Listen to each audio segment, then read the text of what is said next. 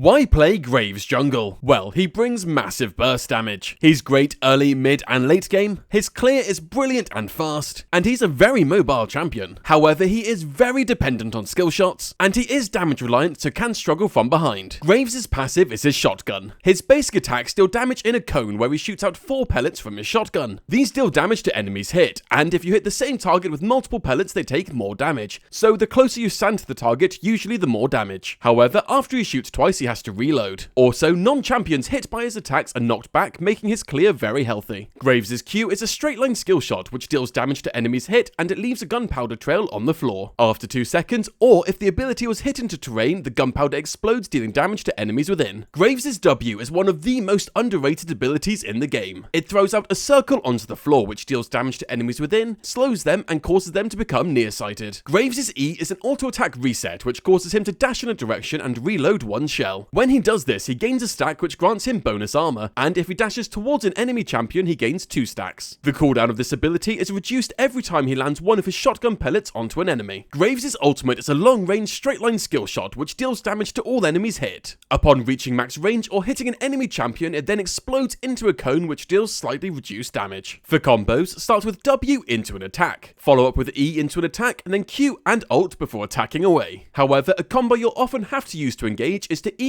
into W. From here, attack into Q before attacking into ult. For matchups, Graves is great into squishier AD junglers who can easily explode while tanking their damage, and he can struggle against some of the tankier champions who will simply lock him down. For runes, take this. Dark Harvest makes your burst even scarier. For build order, start Red Monster and Pot into a Ghost Blade and tier 2 boots. From here, a Collector and Lord Doms are great pickups before finishing a build with any of these as needed. For skill order, start E then Q then W before maxing Q then E then W, taking ult whenever you can. For summoner spells, take Flash and Smite. Starting the game, you almost always want to do a full jungle clear. Between your attacks knocking the monsters away and the extra armor you get from your E, you clear quickly and healthily. This means you'll always be in a good position to contest Scuttle Crab, and if an enemy jungler ever tries to fight you for it, as long as you land your Q and W, you just simply deal too much damage. From here, look to gank. As always, consider the 3 main points of where is the lane pushed to, what escapes does the enemy have, and what CC does your team bring. Your ganks are fairly strong. Where your W isn't hard CC, it may as well be for how confusing it is to play against. You easily get onto them with E, and if you can land both parts of your Q, they'll simply disappear from the map. Entering the mid game, you're simply looking to play a pick and objective playstyle. Collapse onto a lane, explode someone off the map, and then take the objective nearby. Entering late game team fights, you want to put out constant damage while waiting for your chance to explode a carry. You don't have the range to be a backline carry, so position well on the edge of fights, constantly avoiding any skill shots while spamming out damage. And that's how to play Graves jungle. If this video helped you, leave a like and comment below who you want to see next.